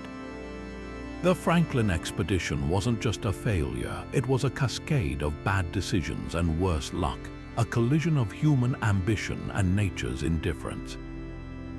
With every ice core drilled, every sonar sweep of the wrecks, we're not just solving a mystery, we're bearing witness to the moment exploration's age of optimism met the Arctic's unforgiving reality, and the echoes of that collision still haunt us today.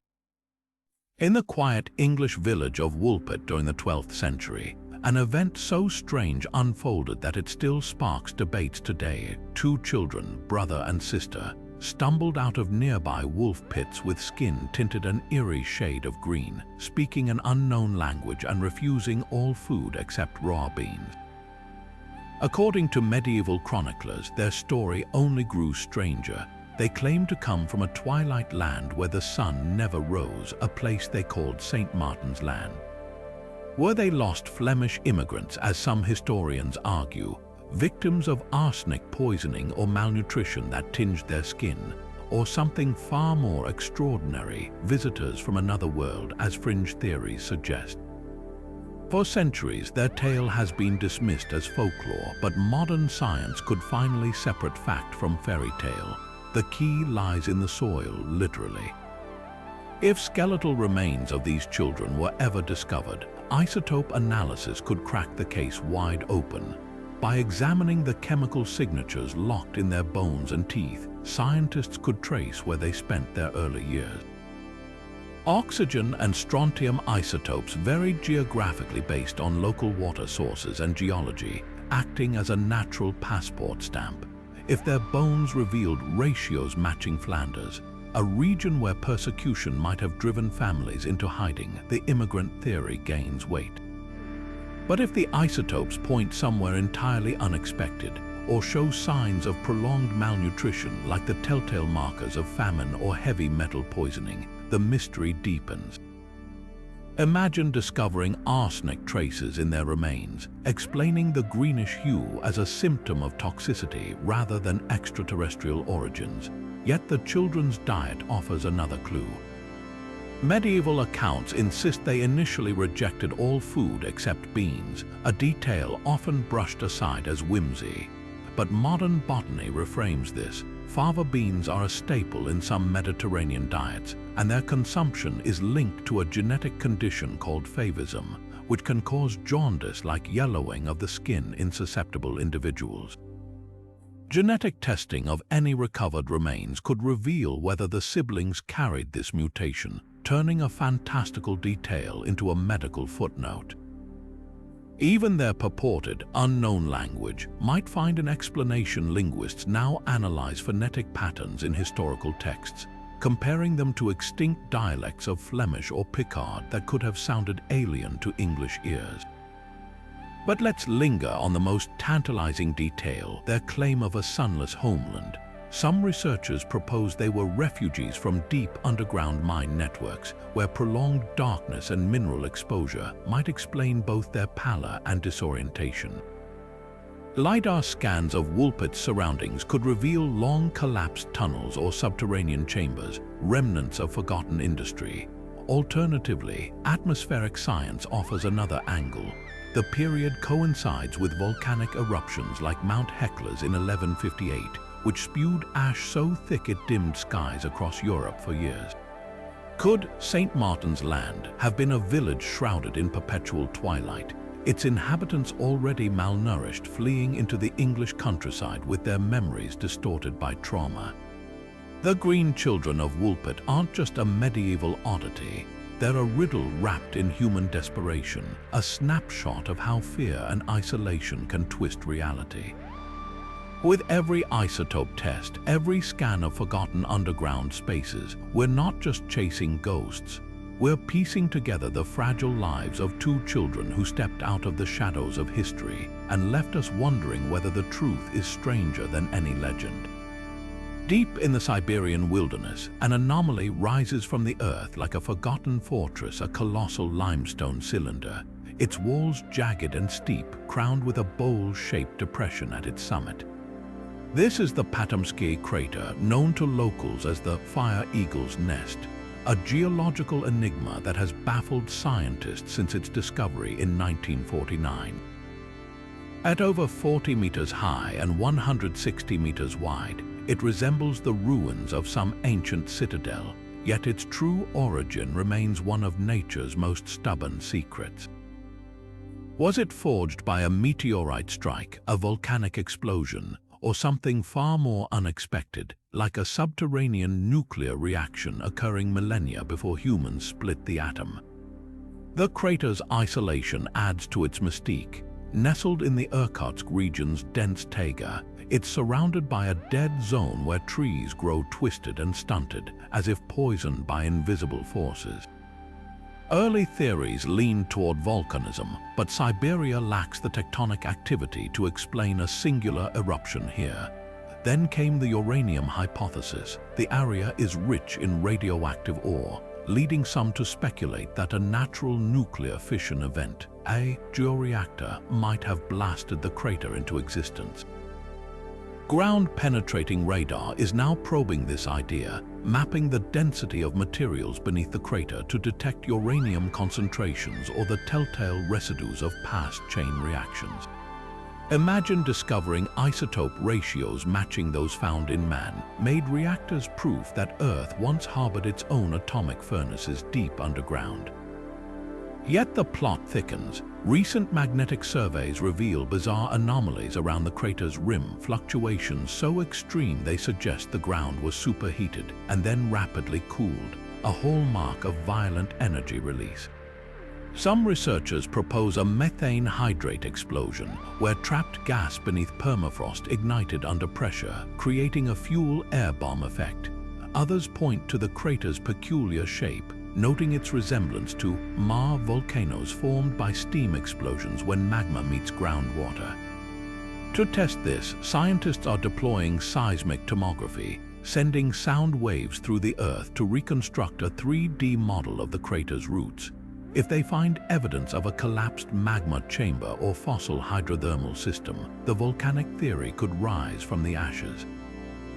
But the most tantalizing clue lies in the trees. Dendrochronology, the study of tree ring patterns, shows a growth surge in nearby pines around 1842, followed by decades OF Chinese letter, Chinese letter, Chinese letter, Chinese letter. This matches accounts from indigenous Evenki people who spoke of a fiery eagle crashing into the forest around that time. Could a meteorite have struck, leaving no iron remnants because it was a rare carbonaceous chondrite, rich in organic compounds that eroded away? Spectral analysis of soil samples is hunting for extraterrestrial amino acids or shocked quartz, minerals forged only under cosmic impact. The Patamsky crater defies easy categorization. It's a monument to nature's capacity for violence and mystery, a puzzle scribbled in limestone and radiation.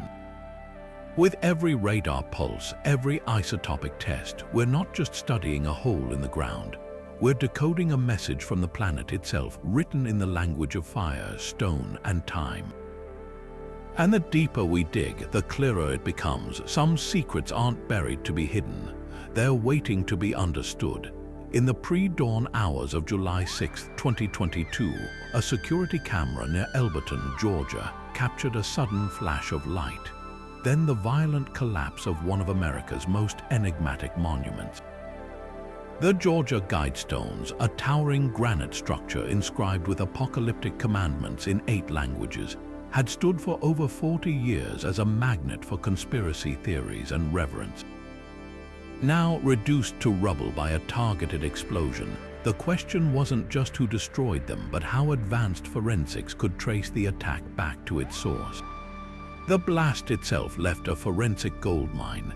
Modern explosive residue analysis goes far beyond identifying basic compounds like ammonium nitrate or TNT. Gas chromatography, mass spectrometry can now detect microscopic traces of stabilizers, plasticizers, or even manufacturer-specific additives in bomb-making materials, effectively fingerprinting the explosives used. Imagine isolating a chemical signature unique to a particular batch of dynamite sold at a regional quarry, or tracing the tape used to bind the device back to a hardware store purchase months earlier. Even the way the granite fractured under pressure could reveal detonation points, helping reconstruct the bomber's technical skill level. Was this the work of a lone amateur or someone with military or demolition training? The patterns in the stone might hold the answer, but the real breakthrough lies in the digital realm. The security footage, though grainy, offers more clues than meets the eye. AI-powered gait analysis can identify suspects based not just on facial features obscured by masks, but on how they walk, measuring stride length, hip movement, and posture against databases of known individuals. Enhanced pixel interpolation might reveal reflections in a car's windshield or the sole pattern of a boot imprint near the scene. Then there's the metadata trail. Cell tower pings from the area that night, license plate readers on nearby highways, even the bomber's own digital footprint. If they scouted the location beforehand, their phone might have connected to local Wi-Fi networks, leaving timestamps and device ID hidden in router logs. The Guidestone's commandments' vague warnings about maintaining humanity under 500 million or balancing reproduction with nature had long fueled speculation about secret societies or doomsday cults. But the bombing's aftermath revealed a different divide. Far-right groups celebrated the destruction, calling the monument satanic, while others mourned it as a lost artifact of Cold War-era idealism. This ideological battleground offers its own clues. Linguistic analysis of online forums could correlate the bombers' phrasing with extremist manifestos, while cryptocurrency trails might expose crowdfunding for the attack. The FBI's own forensic linguists have cracked cases by matching unique grammatical quirks in anonymous writings to real-world suspects. What makes this mystery so urgent isn't just the whodunit, it's what the Guidestones represented. Erected in 1980 under cryptic patronage, they were either a blueprint for post-apocalyptic survival or an arrogant elitist fantasy, depending on who you ask. Now, as technicians sift through debris for DNA, latched sweat or paint chips from a getaway vehicle, we're left with a paradox. The same technology that could unmask the destroyers might also prove the stone's most ominous message right. That civilization's fragility isn't just in its monuments, but in the ease with which they can vanish. The rubble isn't the end of the story. It's the first clue in a puzzle that's just beginning to unfold. On a crisp December morning in 1948, beachgoers in Adelaide, Australia, stumbled upon a scene straight out of a spy thriller. A well-dressed man lying lifeless on Somerton Beach, a half-smoked cigarette still perched on his collar. No identification, no witnesses, just a single cryptic clue tucked into a hidden pocket. A scrap of paper torn from a rare Persian poetry book bearing the words Tamam Shud, meaning ended or finished. This wasn't just a death, it was a locked room mystery wrapped in a code, one that's resisted solutions for over 70 years. But now, the same tools cracking cold cases and deciphering ancient texts are peeling back layers of this enigma, revealing shadows of espionage, poisoned spies, and a man who might have been erased from history on purpose. Start with the body itself. The so-called Somerton man was no ordinary John Doe. His build suggested military training. His clothing bore labels deliberately removed, and his teeth had unusual dental work inconsistent with Australian records. Early investigators hit walls, but modern forensic genealogy is rewriting the story. By extracting DNA from hair follicles preserved in the original autopsy, researchers have reconstructed part of his genetic profile, uploading it to crowdsourced databases like GEDmatch. The goal, to find distant relatives whose family trees might trace back to this unnamed stranger. In 2022, a potential breakthrough emerged when DNA pointed to relatives in the American South, hinting at roots in Tennessee or Georgia. But here's the twist. Migration records show no one matching his description entering Australia around that time. Was he traveling under an alias, a ghost in the system? Then there's the notebook. Among his belongings, police found a tiny, tightly rolled slip of paper printed with the words Tamam Shud, torn from the final page of Omar Khayyam's Rubaiyat. The book itself was later discovered abandoned in a car nearby, its back cover scrawled with a series of indecipherable letters, a code that's defied cryptographers for generations. Modern computational analysis is finally making headway. AI algorithms trained on Cold War-era ciphers have detected patterns suggesting the code wasn't random, but a one-time pad, a spy's tool, unbreakable without the correct key. Even more chilling, spectroscopic analysis of the ink reveals traces of rare post-war European dyes, inconsistent with Australian stationery of the era. This wasn't a local's doodle, it was a message meant for someone who never came. Theories spiral from there. Some researchers tie the man to Operation Rainbow, a rumored Soviet sleeper cell program that inserted agents into Western countries with erased identities. Others link him to Jessica Thompson, a local nurse who allegedly recognized the body but refused to identify it, a woman whose own son later bore an uncanny resemblance to the Somerton man. Isotope analysis of his hair could settle the debate, revealing whether he'd recently been in Eastern Europe or consumed a diet rich in Soviet staples like rye and beetroot.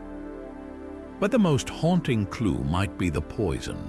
An early pathologist noted the man's spleen was grotesquely enlarged, a telltale sign of digitalis toxicity, a heart drug that, in high doses, kills without a trace.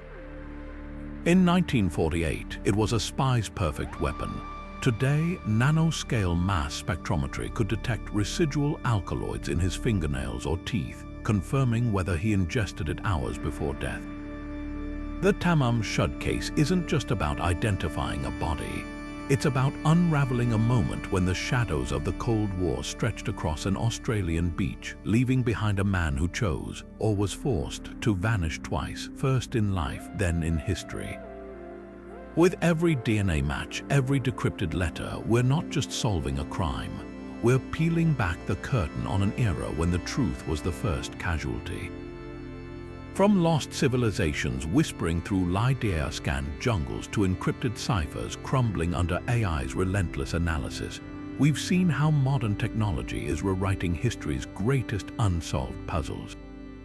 Imagine the Roanoke colonists' fate traced through isotopes in a child's tooth, or Jack the Ripper's identity exposed by a single speck of DNA lifted from a centuries-old letter. Think of Amelia Earhart's plane emerging from the Pacific depths in a high-resolution sonar scan, or the shroud of Turin's fibers surrendering their secrets to particle accelerators. Each breakthrough isn't just filling gaps, it's shattering assumptions, proving that the past is far stranger, richer, and more surprising than textbooks ever suggested. Now it's your turn to shape the next chapter. Which mystery deserves the spotlight first? Should we dive deeper into the eerie green glow of the Woolpit children's origins, or chase the radioactive echoes of Siberia's Potemsky crater? Could the Antikythera Mechanism's missing gears rewrite the history of technology, or will the Somerton man's genetic trail finally unmask a Cold War spy? Drop your vote in the comments. Your curiosity fuels this search. And if you're hungry for more revelations, hit subscribe. The future of discovery is unfolding faster than ever, and you won't want to miss the moment these ancient whispers become shouts. The past isn't done speaking. Are you